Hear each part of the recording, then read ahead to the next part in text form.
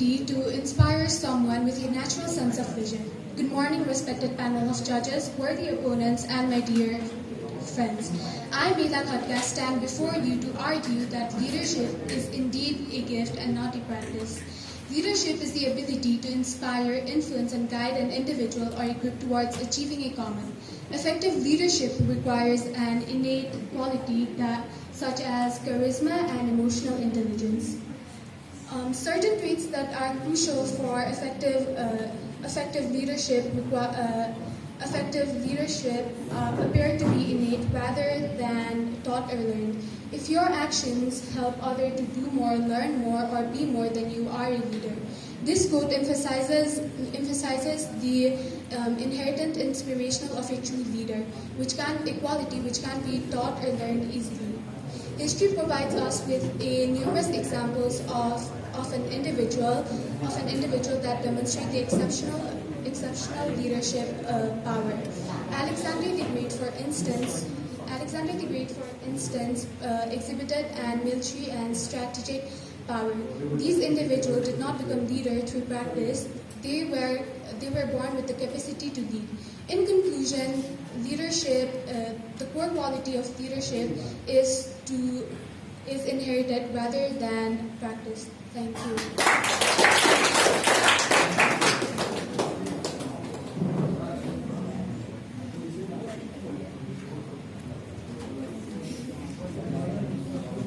So that was Mela.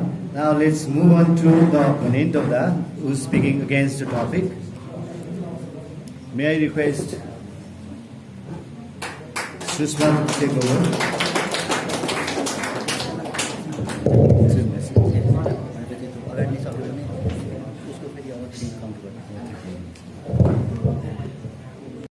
Gift but bestowed upon a selected few, rather than it is a skill which can be developed and refined through over the time. Good morning, everyone, respected judges, my fellow opponents, and my friends. Today I, Sushma Shrestha, stand before you guys to argue against the motion on topic leadership should be gifted. Yes, I strongly believe that leadership should be practiced. Leadership encompasses of different kinds of skills such as critical thinking, strategic thinking, and many more.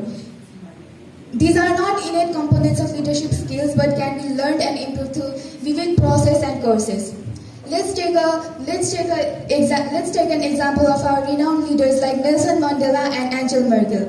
They both have faced immense challenges throughout their life and learned from their experiences. This is merely not a result of their God-gifted talent, but their hard work and dedication towards their practices. Effective leadership often involves trial and errors. Every leader learns from their invaluable mistakes, which helps them to shape their future decisions and actions. Thoroughly, Thomas Edison, who stated that I have not failed, but I have just found 10,000 ways more, exemplifies how persistence and learning from their mistakes are the key components of successful leadership. Thank you. While a visionary thinker creates a strategic path forward to find the best possible route to move on. Both of these types of leaders require decisive actions. Those decisive actions are rooted in intuition honed throughout their entire lives and become a basis for good leadership and thinking, good leadership and creating a path forward. Decisive action also comes through emotional intelligence, which is necessary to connect with our believers and followers to create a path forward and harbor trust in ourselves. For this, I believe that leadership is gifted and not practiced. Thank you. You need to have quality education, and also it depends on what kind of background you have come from. People like Nelson Mandela back then didn't have signs of good leadership skills, but in the near future he He was named as the first black president, which almost seemed impossible back in the time. So that's it. Thank you. To the respected panel of juries, my worthy opponents, and my fellow audience. As we have come further in the discussion about whether leadership is practiced or gifted, I, Christine Bandari, the third speaker for the motion leadership is gifted and not practiced, would like to elaborate. So let's take examples of famous scientists such as Albert Einstein, Sir Isaac Newton, and even Elon Musk. They all had autism spectrum disorder, but they were still able to lead their field and revolutionize the world. So Isaac Newton was not born smart. He was not born smart, but he could think in different ways that us humans could not even imagine because of this gifted ability. So now he revolutionized the field of science through a different perspective of viewing the world because of his gifted ability. Let's take example of Sir Isaac Newton. He discovered gravity by getting hit on his head by an apple. His intense focus and ability to think uniquely is what made a difference in the world. Also, now to give example of Elon Musk, he's the wealthiest man on earth.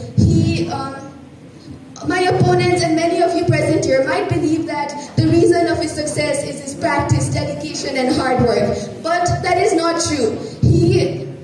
His unique ways of thinking and his unique disability is what brought him to where he is today. He made groundbreaking technologies and innovations such as SpaceX and of the Tesla just because of his unique way of thinking. Just imagine, Elon Musk was born as an ordinary human being into this world. He would have never achieved these if he did not have autism. Now, as my opponent stated that leadership is practiced through vivid learning, but I believe that some people are just born as leaders and it is not something that can be practiced. Yes, I believe that practice and hard work are important and they do play a certain role in leadership skills, but the previously mentioned individuals did not need leadership classes. They were naturally born leaders. They could view the world in a different way, not imaginable by us, and this is what brought them to success. Now, I would like to state, also my opponent stated about how Nelson Mandela was not born a leader, but he practiced leadership skills. But I'd like to say that after Nelson Mandela spent 27 years in prison, he still did not come out to have feelings of rage and revenge that a normal human being would have. But instead, because of his gifted ability, he could change the world by staying calm and by using his already natural leadership skills. It's not something he learned. Now lastly, I'd like to state that leaders don't need leadership classes, but they are born a leader. And I strongly believe that leadership is gifted and not practiced. Thank you. One good morning to respected panel of judges, teachers, and my dear friends. I'm Ayas Farai. I'm standing for the motion. Leadership is practiced, not gifted. First of all, what is leadership? Leadership is a skill which helps a person to lead a group or organization for its betterment. Now I'm going to state my points. Leadership, a leader arises in a certain situations. Because in certain situations, a leader can arise and they practice it in certain situations. In certain situations like war, there are many groups of armies and many groups of people. There will be a leader and they can practice through that scenarios which will help them lead. We can take, and there's also other things. Leadership is different from others and it also proves how it is practiced, not gifted. Because we can compare our leaders back in 2007 like P.P. Koyala and now our leaders like K.P. Oli. We can see the difference of how they lead our country, which helps us to know the difference, how it is practiced but not gifted. As my worthy opponent stated that Isaac Newton and Albert Einstein were gifted, but no, if they had not practiced the thing, if they had not gotten the idea and practiced the things like that, they would not have been this successful. They practiced the things that were given to them, the opportunity, they practiced the opportunity so that they could become a better person. So saying this, I would like to conclude my debate on leadership is practiced, not gifted. Thank you.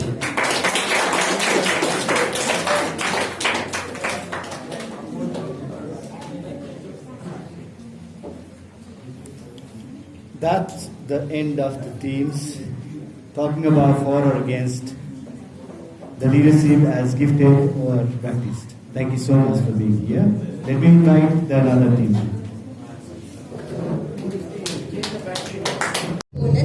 My teammates, along with every single one present out here. I am Pranisha Khadka from grade 10, here to stand strongly saying that human must invest in technologies to colonize other planets. So, what is technology nowadays? Technologies has been our life. It has been the survival of our lives. So, we must invest in technologies for further, like colonizing other planets. What will we get from colonizing other planets? Firstly, we must save our humanity. How will we save our humanity? We must save our humanity. For example, let's take the case of Corona.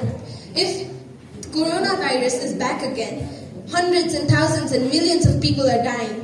How about colonizing other planets to live there? Mars is very suitable for human life as per research.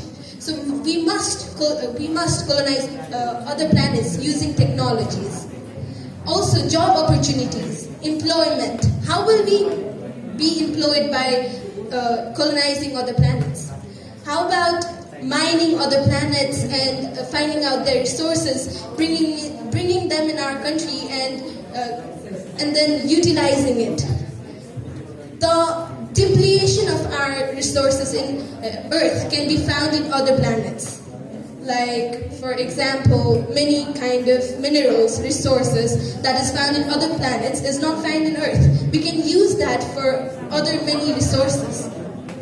Also, if humans do not utilize in technologies, then who will? Will animals utilize their resources in technologies to colonize other planets? I don't think so. So, we being human, we should invest in technologies to colonize other planets. Saying this, I would like to stand strong, saying that we humans, being thoughtful, we must invest technologies to colonize other planets. Thank you. Good morning, distinguished panel of judges, esteemed audience, and fellow debaters. I am Grishma Karki, and I am here to argue in favor of the motion, should humans invest in technologies for planet colonization?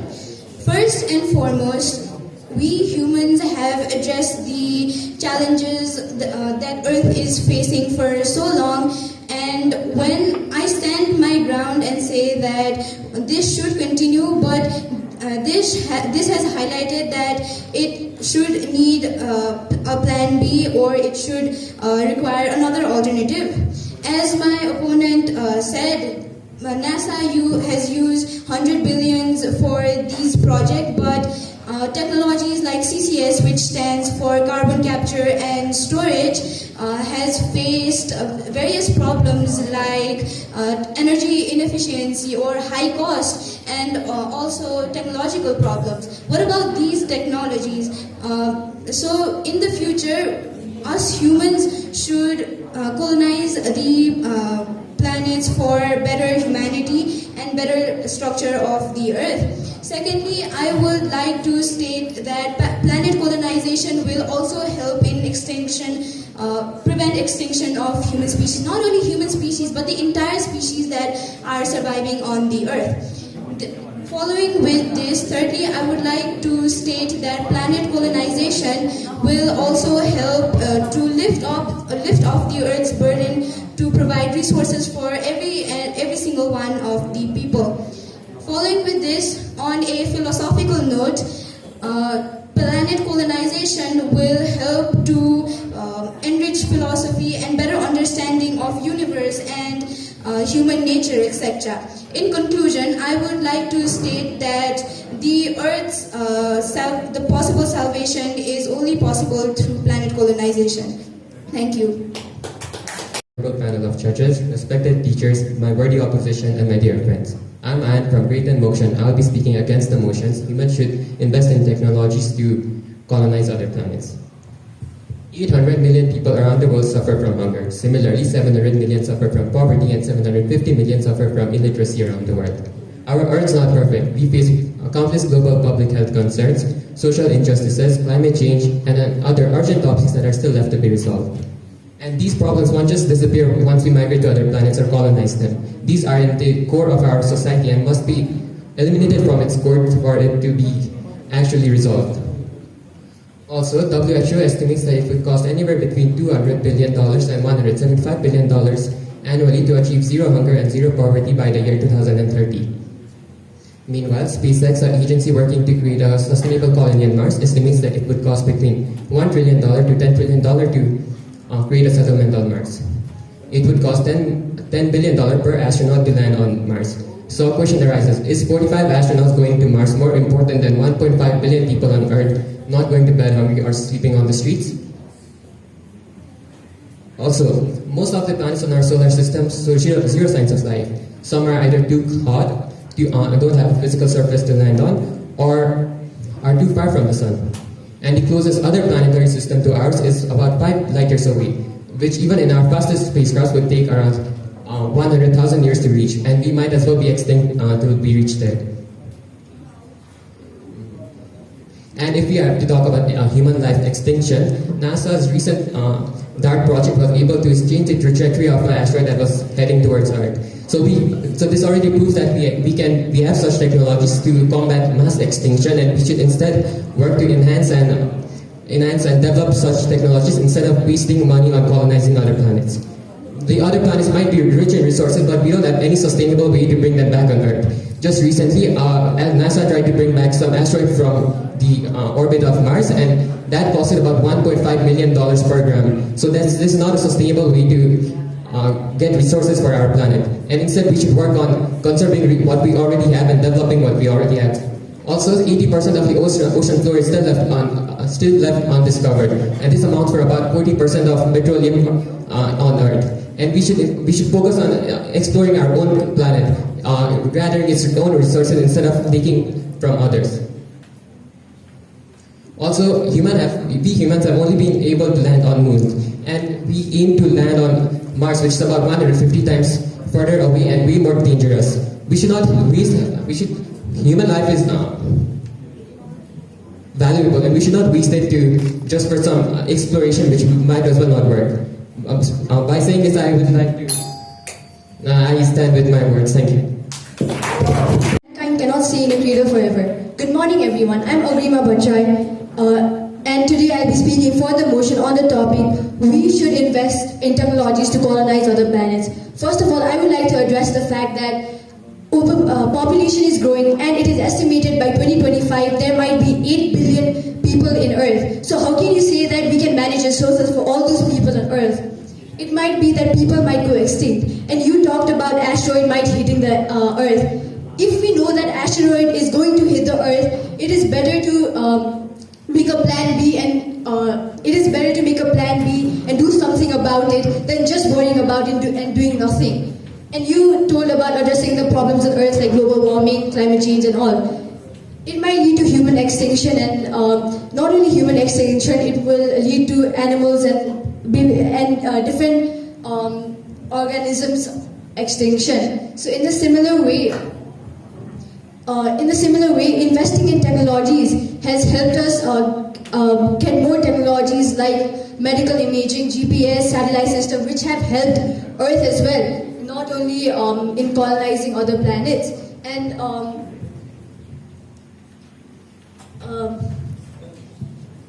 And why not try? If we know something's gonna happen, why not try? Why just stand still and do nothing about it when you know that we have been able to do something, and we have been able to travel space, and we have been able to make different things in different planets? Why not do something about it when we know we can? Why just stand still? Thank you. And all present students. I'm Ojashri Thapa, and I'm the last speaker from Team Negation, speaking against the motion, humans should invest in technology to colonize other planets. I'd like to start by rebutting some of my opponent's points and also state that I'm completely ridiculed by the statements they've made. My opponent stated that since population is increasing, we need more resources for them, and so for that we need to extract resources from other planets. But as my as my teammate stated, what we need in the world right now is food. It is food for the people. It is not minerals to fuel industries. It is food and clean air to breathe. And food can only be grown on Earth. The participants, the opposition team, also talked about sending people to different planets to release the burden on Earth. They called other planets insurance policies. But people, it would take almost $500 billion for one person, for a single person to move to another planet. And they're talking about removing burden from our planet by sending a part of our population to different planets. That is unreasonable. That can only happen in imaginations. And they also talked about asteroids destroying our planet. But what I believe is we must ensure the protection of each and every living being. And NASA's DART mission was recently able to remove an asteroid from hitting another planet. So it is possible to protect our planet instead of going after another. Moving on to my own points, if we go far enough into space, then we might encounter other species which can pose danger to us. Species that would colonize us instead. As curiosity killed the cat, we do not know what the universe holds. So there could be another species that is more powerful than us, and when we go out and discover it, we could be the ones colonized. And also, the people who have access to colonizing other planets are the elites. They're the 1% of the population. They're the powerful politicians such as Donald Trump and Elon Musk. These are the only people that can afford to move another planet. So what this will result in is a group of certain elites enjoying their time at space hotels, while the rest of us suffer in a dying planet, which is dying in the first place due to the large industries fueled by the very elite people. I'd also like to put into consideration the ethical impacts of colonization. Christopher Columbus in 1492, he discovered America, but what he also did was he enslaved people. He destroyed their settlements. And is there anyone present here that condemns his actions? So our opposition is trying to sell us a world where the rich get richer, the poor, we die in a planet which is dying in the first place due to the very people that can escape its consequences. By saying that, I'd like to end my debate, and I strongly believe that we humans should not utilize our resources into colonizing other planets. Thank you. Sexuality is who you want. I repeat, gender is who you are and sexuality is what you want. Good afternoon, respected panel of jury, respected teachers, my worthy opponents, as well as fellow audience. I, Grishma Giri, am the first speaker, standing up for the motion that LGBTQ+ and sex education is important to be taught in school. Firstly, before we begin, we should know what we're talking about. So LGBTQ+ is basically a community that supports other sexuality as well as accepts their own sexuality. It stands for lesbian, gay, bisexual, transgender, queer, and the plus sign stands for other many more sexualities. So to begin with the importance, there are a lot of importance of LGBTQ and sex education. I believe that it is a very vital topic as well as it helps in the overall development of individuals as well as the society. Firstly, it fosters inclusivity among all people as well as it helps in clearing out myths and stereotypes. LGBTQ education also enhances mental health well-being and emotional well-being. LGBTQ+ education also helps us know our identity or anything like that. LGBTQ+ education, a supportive and inclusive environment helps in improving one's mental health well-being as well. Yeah, thank you. Good afternoon, my panel of juries, my fellow opponents, and the audience here. I'm Ivan Sharma, here before you all to speak against the motion LGBTQ studies in the school. Firstly, certain topics, parental concerns towards many individuals regarding cultural, religious, or personal beliefs that do not align with such LGBTQ teachings can affect our school. Schools and universities are mainly concerned regarding this basis as parents may come up to them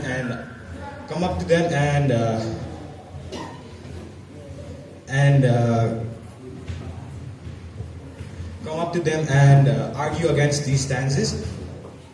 LGBTQ plus community should not be studied in the school, as students who are not LGBTQ plus may feel insecure or unsafe about their own identities. This also causes religious teachings, cultural norms, and important values that have been taught to us from generations to be gone forever.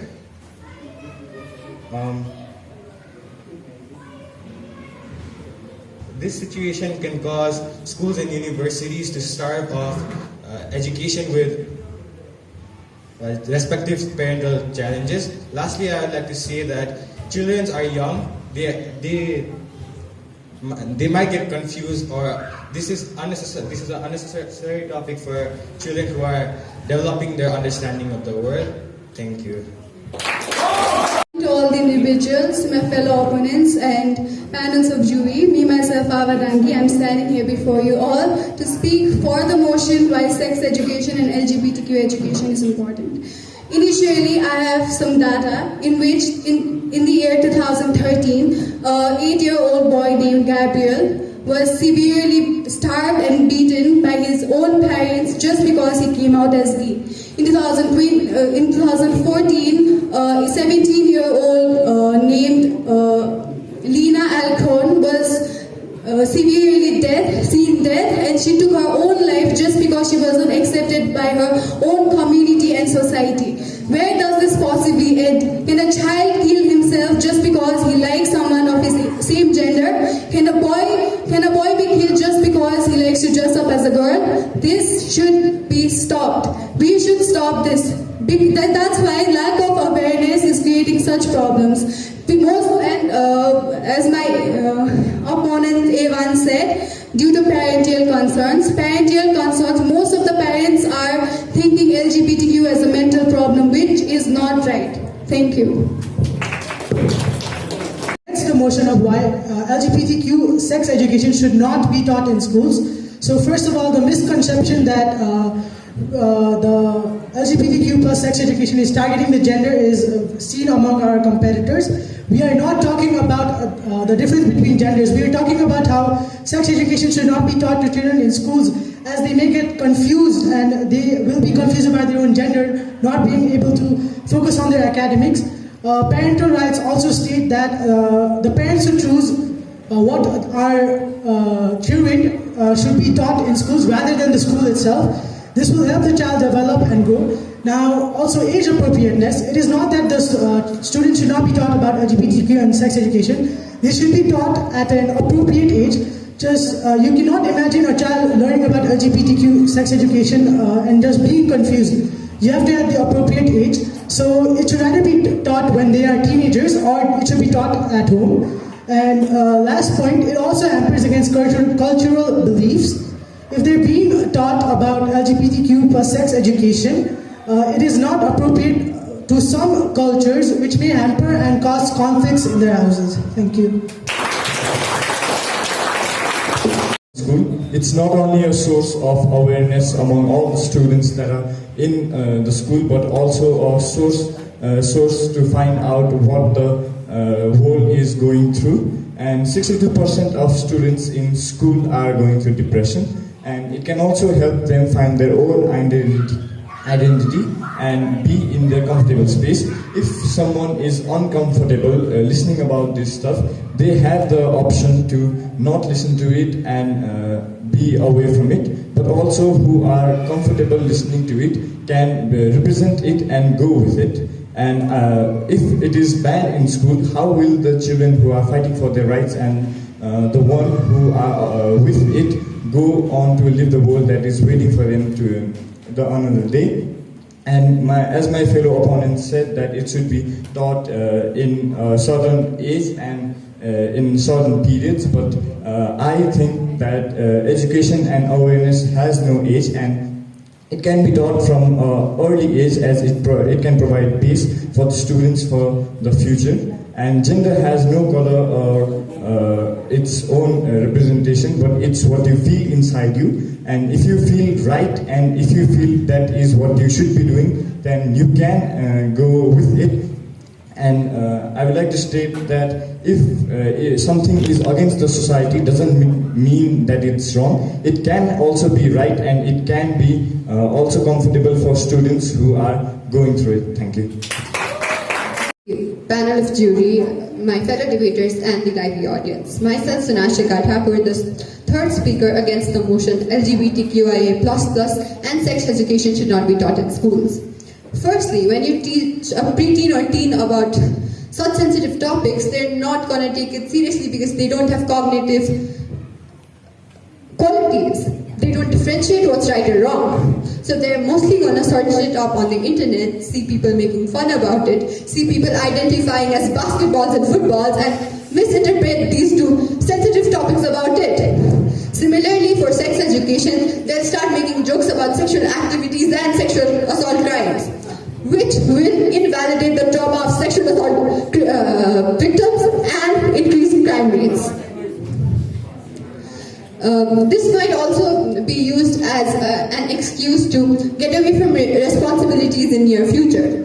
For example, a 40-year-old person who has to provide for their family acting like a 2-year-old toddler because they identify as one is not a gender, is not a sexuality. It's just pure excuse to not provide for the family. I understand one should have the right to choose their sexuality, but rights don't come at the cost of society's peace and prosperity. Even the Constitution of Nepal states so. I strongly believe children should be taught how to express themselves instead of teaching them how to carry out these activities, because there is something called the placebo effect, proven psychologically. The placebo effect states that if you remember something continuously, or if you think about something continuously, you'll start believing it. For example, if a 13-year-old who has no cognitive quality starts thinking about the LGBTQIA community, they'll start thinking they're part of the community, which is why they should be given a platform to speak out their thoughts instead of teaching them about this. They should have the right to learn, to choose whether they want to learn about it or not. There was a new gender added recently called Sigma male. First, why do you want to identify the Greek letter? Secondly, creating a gender to carry out blunt misogyny is not sustainable. It's not okay to promote abysmal values in the name of sexualities. It will never be sustainable in the long run. It is not okay, it will never be okay. That is why I, Sunashika Thakur, believe that LGBTQI and sex education should not be taught in schools, and the children should have the right to find out about it by themselves. Thank you. One said, the future belongs to those who learn more skills and combine them in a creative way. Good morning, everyone. I am Akshita Karmacharya here, going with the motion. Why being well-versed in different sectors is better than being a specialist. First of all, in this era of technologies advancing and ever-evolving markets,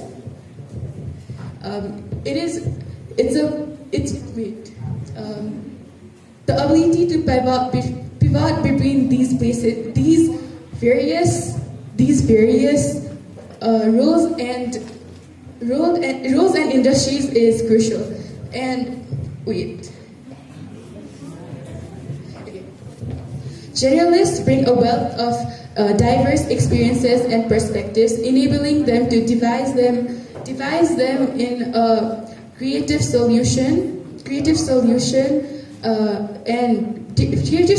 by drawing on different knowledge from different fields. Moreover, generalists are more resilient, quick learning and quick adapting, which is really crucial in this today's world. Their broad knowledge base allows them to assume leadership skills that requires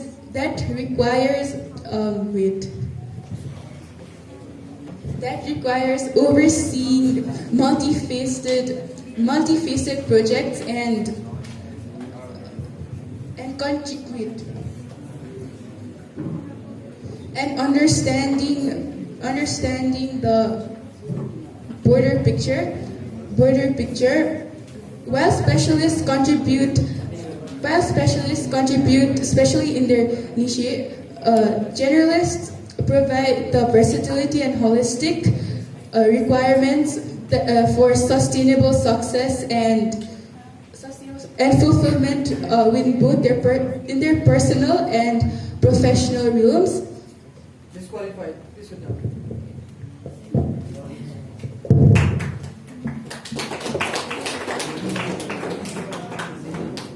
Right, let's welcome Surya and Sana from the team.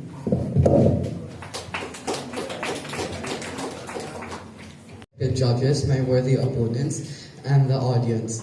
Me, Sriyansha Sharma, I'm going to go against the motion that being well versed in multiple topics is better than being a specialist in one. To understand this motion properly, let's discuss the definition of a specialist and a generalist. A specialist is someone who has expertise and in-depth knowledge of a specific field or task, whereas a generalist is someone who has basic knowledge and skills of variety of fields and tasks. Let's take the example of a medical field to understand why specialists are important. The medical field consists of different specialists such as neurosurgeons, oncologists, cardiologists, and etc. These specialists have expertise and in-depth knowledge of their specific tasks and areas, making them better in their work than general practitioners or generalists. As my worthy opponent said that generalists are versatile.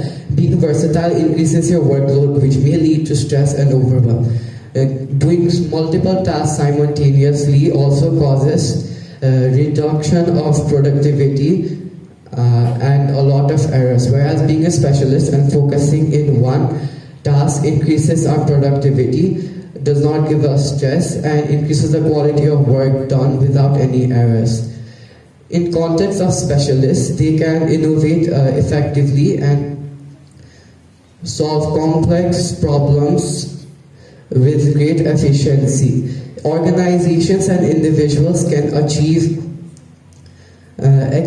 excellence in their task while keeping a competitive edge if they're a specialist, whereas in a generalist case, they cannot since they adapt with everything. Thank you.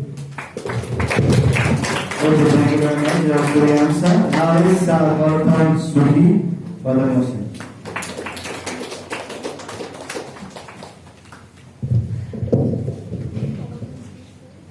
Good afternoon to honorable panel of jury, respected teachers, my worthy opponents and fellow audience.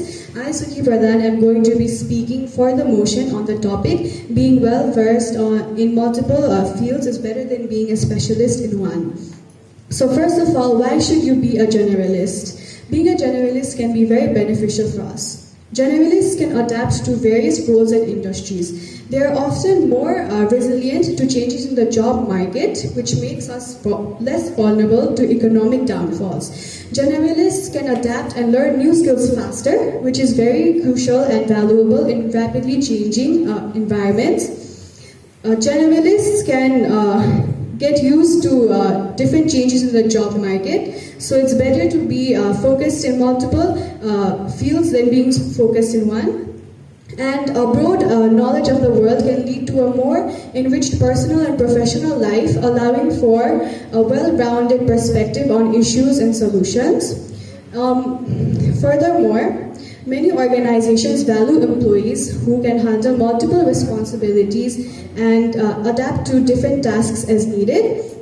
And being engaged in multiple topics can make your work more interesting and fulfilling, preventing boredom and burnouts.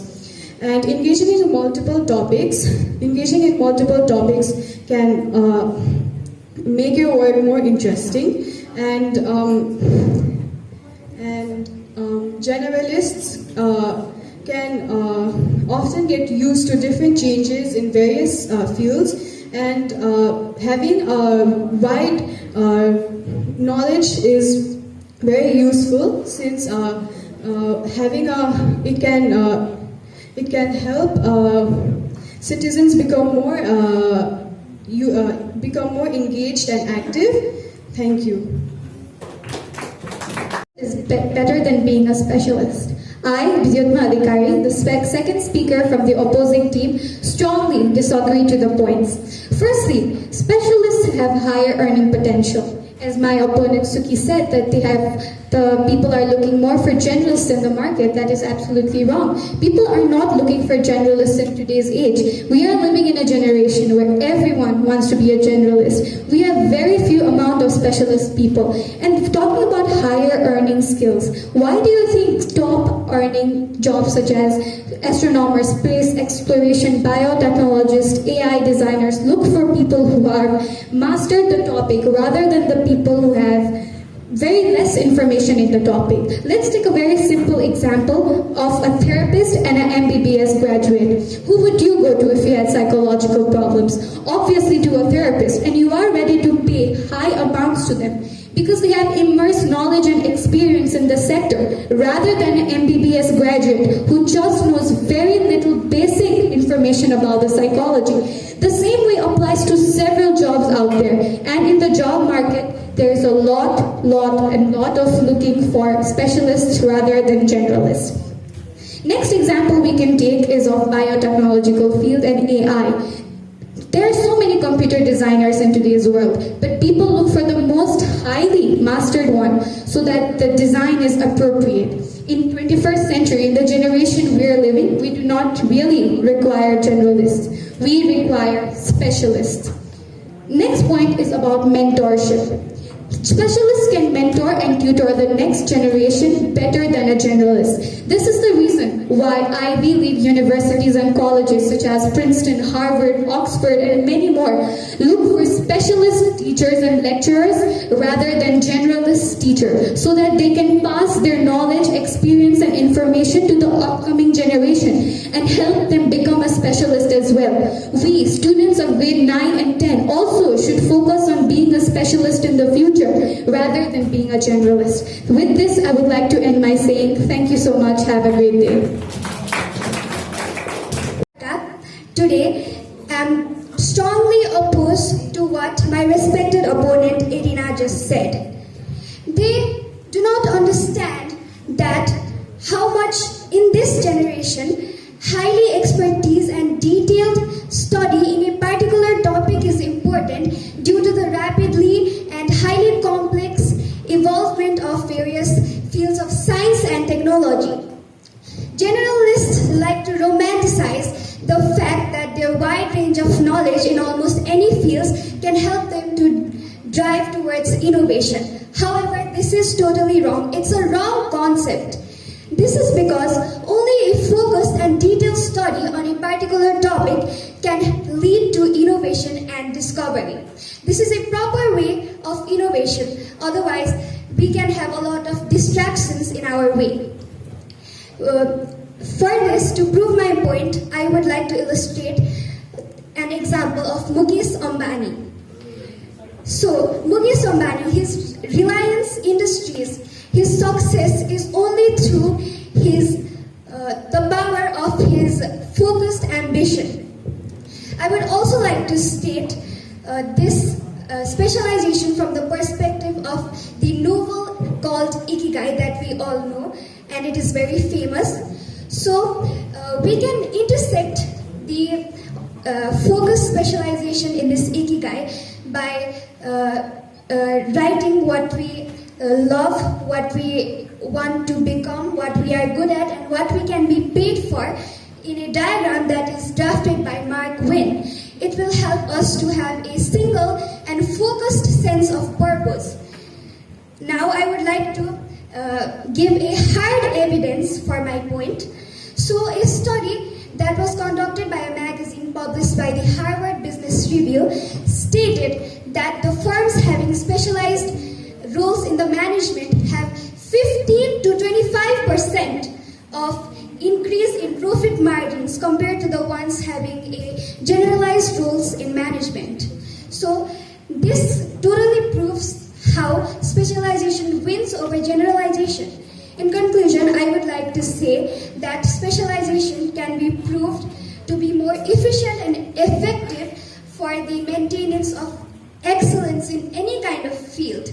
I would like to say thank you on behalf of my team. Thank you. My worthy opponents and esteemed gathering, my name is Ishana Shah, and today I'll be arguing in the favor of the resolution plastic bags and plastic packaging should be banned.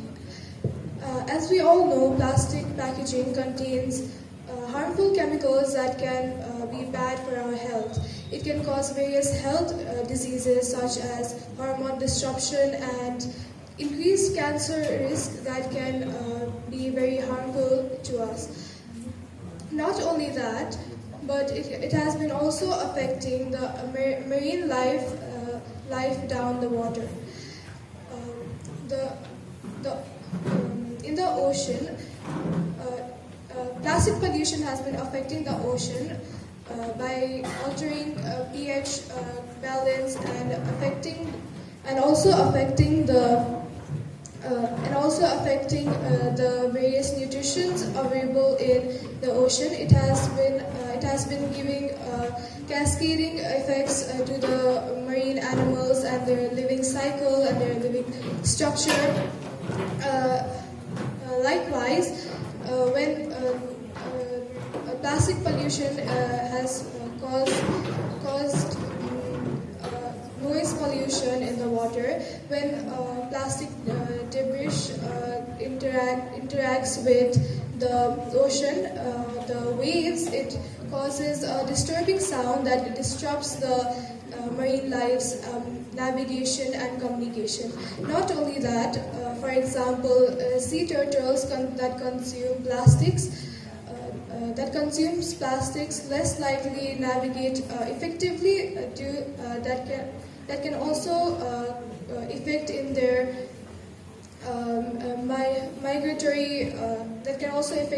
migratory routes and breeding success. So from this we can know that plastic pollution has not been only affecting the navigation and communication of marine animals, but also their breeding success and many more. Likewise, on the land, plastic pollution has been increasing day by day due to our overuse of plastic in our daily lives. Microplastics that come from plastic packaging and bags can become airborne and eventually come back to the earth through rainfall. When this can affect this. So when even if we produce in a certain place and use the plastic in a certain place, we'll still be polluting the whole world. With this, I would like to end my speech. Thank you.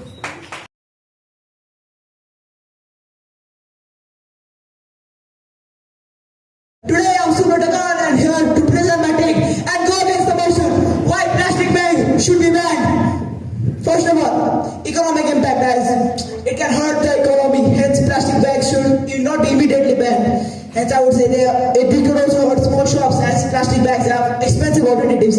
Second of all, they have the durable as plastic bags are small, durable, and unlike their counterparts which have paper and cloth bags, plastic bags are also waterproof. Third and foremost point, lifespan and reusability, because plastic bags have a longer lifespan and take longer to decompose and they can be used in proper other ways. Fourth of all, plastic bags can also be used in other ways as other than bags, they are also used in other ways. Hence, banning plastic could hamper the substances that next we have waste management. Rather than completely banning plastic, we can reuse them, and that's what I have to say. Thank you very much. This is what I'm signing out.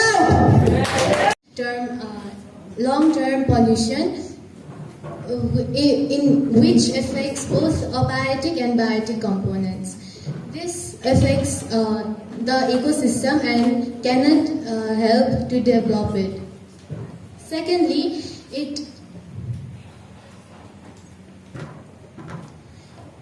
the toxic chemicals from the plastic contaminates the soil and water, resulting in many diseases because the water is consumed by different animals, and because of that, many animals can go extinct. Similarly, it affects the soil, which affects the growth of plants, resulting in the reduction of our resources.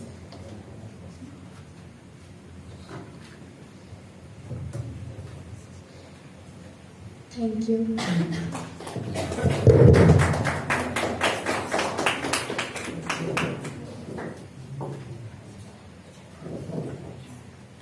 Okay, that was Susri. Now moving on. Against the motion, we have Arjun.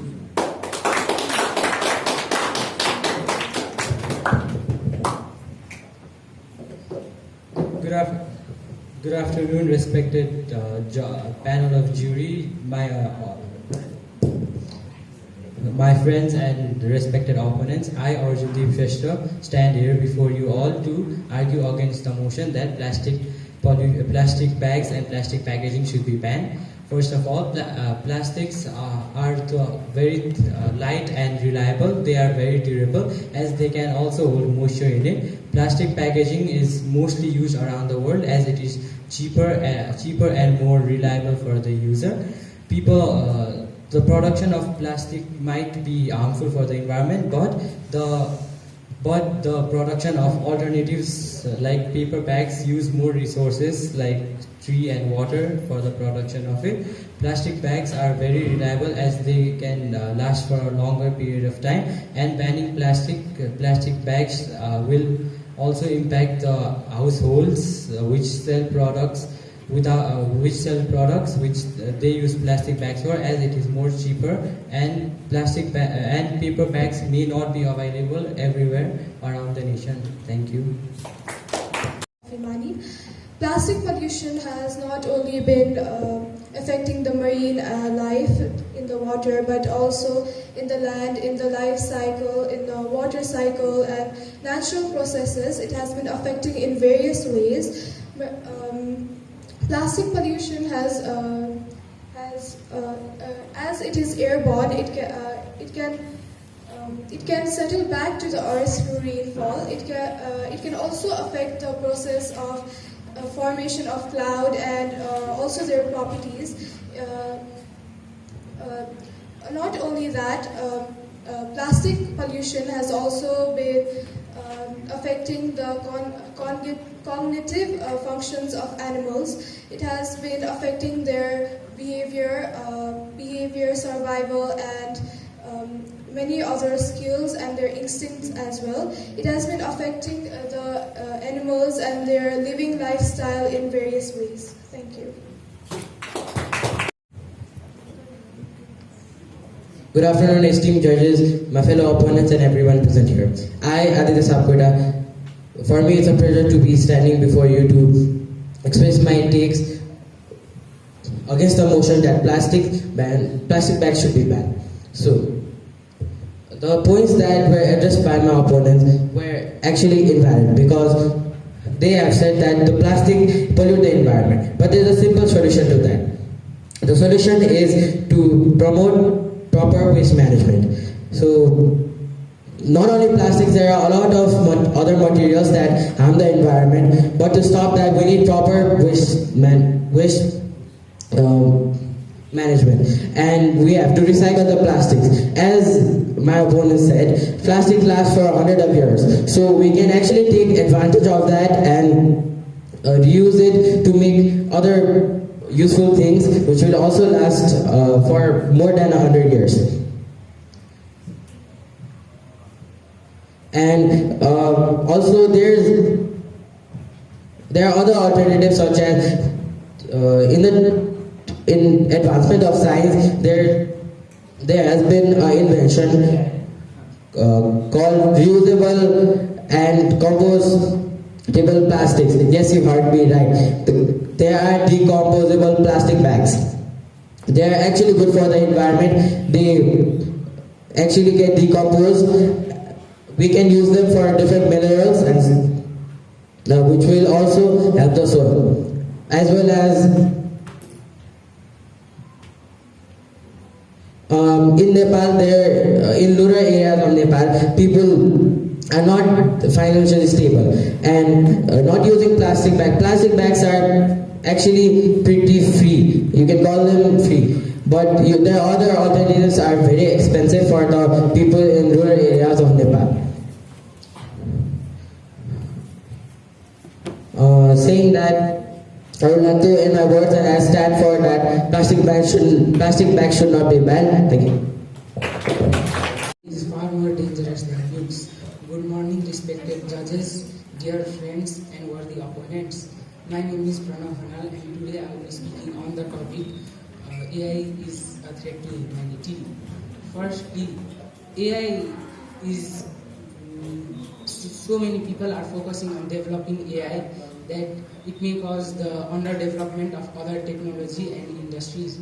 And secondly, AI is used in many fields, making people lose their jobs. This causes a rise in the unemployment rate by a lot. And thirdly, Google released their environmental report in 2024. In it said that AI-related infrastructures and data centers consume excessive energy, and it also said that in this year the production of carbon dioxide gas of Google alone increased by 13% from the last year to about 143 million tons in 2023. And lastly, AI causes the over dependence on technology. This also causes the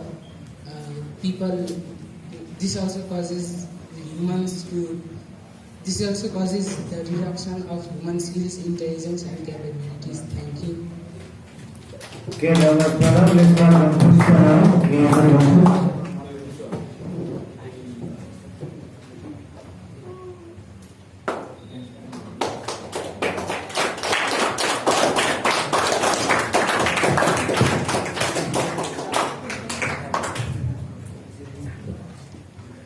Good morning, my dear friends, honorable judges.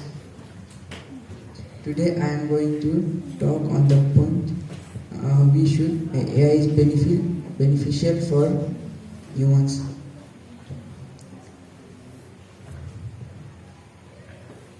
First, it can help us, the students, to do work.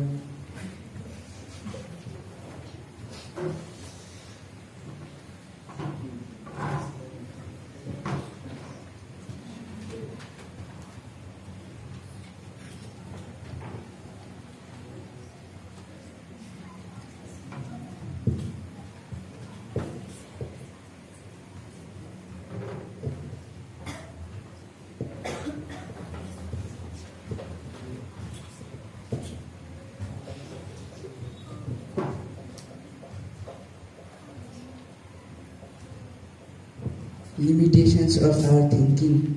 AI, with the help of AI, it limits our thinking because students these days they use AI for every work, for taking out small answers and all. They don't go through the book properly and search in the book by themselves. They just Google it out, the answer.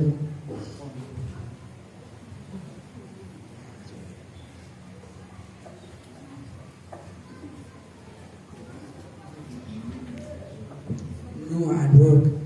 By AI, people these days, they do not work properly and use AI to do their work all. AI also makes us lazy. Thank you.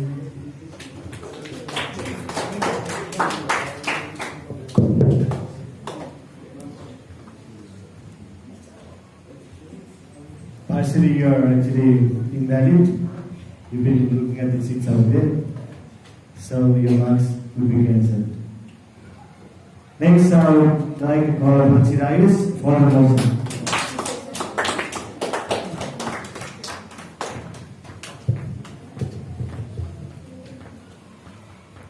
Good afternoon, everyone. Dear Dear friends, my worthy opponents, honorable guests, and respected judges, I am Chiraj Pradhan and I am standing with the motion on why AI is considered as a threat to humanity. Firstly, automated weapons. AI is used to create harmful and dangerous weapon systems that can make life or death decisions without human intervention. This can cause a serious consequence on our world. Secondly, loss of control. There is always a risk of AI losing control in our modern era. Advanced artificial intelligence also can act or behave in unforeseen ways that can have a negative impact. The creator of OpenAI, Sam Altman, also carries a blue backpack around with a button that disables ChatGPT as it has a chance of going rogue. AI is also used in the surveillance of mass people and may violate some privacy rights. In the long term, AI surpasses human intelligence and capabilities and is considered as a threat to humanity. Thank you. Respected judges, and my classmates, today me, Biran Shrestha, will be going on to tell you about why AI is useful. AI plays an important role in our society. It helps students and people explore various things. It helps us be modern and developed. It helps us reduce stress from our work, and it also helps us to do various different kinds of things which are useful in day-to-day lives. It carries great importance. It's easy to use and reliable. It reduces stress and various other things. It also helps us reduce mental tension and stuff. Thank you. Hello to everybody in the crowd, the respected panel of judges, and everybody else who is spectating this. Today I will be going with the motion that AI is a threat to humanity. First of all, AI has been used for various different evil purposes, and as well as if it falls into the hands of evil people, it will cause more harm than it will cause good. Second of all, AI is a lot more knowledgeable than us, causing students to cheat on their homework a lot more, which causes them to not learn, which causes them again to become less smart as time goes on. As well as AI is also taking a lot more advantage over the fact that every single human nowadays depends on technologies to do their work normally. Humans as well have been inhibited to not be able to develop the talent as much due to AI, as AI is guiding them every step of the way and also showing them how to do things. Well, just guiding humans along the step of the way will help them enough to develop their talent a lot more. Thank you. We're here to speaking behalf for the motion why AI is advantageous to us. So, as my fellow opponents said, AI is very harmful for us. It does not apply to only AI. If we use anything in such a way that harms us, it is obviously not good for us. So, in order to use anything, we should have proper knowledge of it and use it in a very preventive manner. So AI not only helps us to find logical answers that are beyond our books and increases our capability of understanding the world, it also provides an opportunity of earning money. So many people nowadays have used social media platforms in order to earn money. For example, TikTok, Instagram, and various other sources. So it also is a good source that we can use to develop our financial state. And thank you so much. Thank you, everybody. Thank you so much. Your participation was great. Well, that comes to the end of your debate as well. For the third round, the selected people will be notified through Viber as well as in person or on the boards. Well then, I would like everybody to prepare for the third round of RDD examples in May 2024. So, all the very best. If your fingers crossed.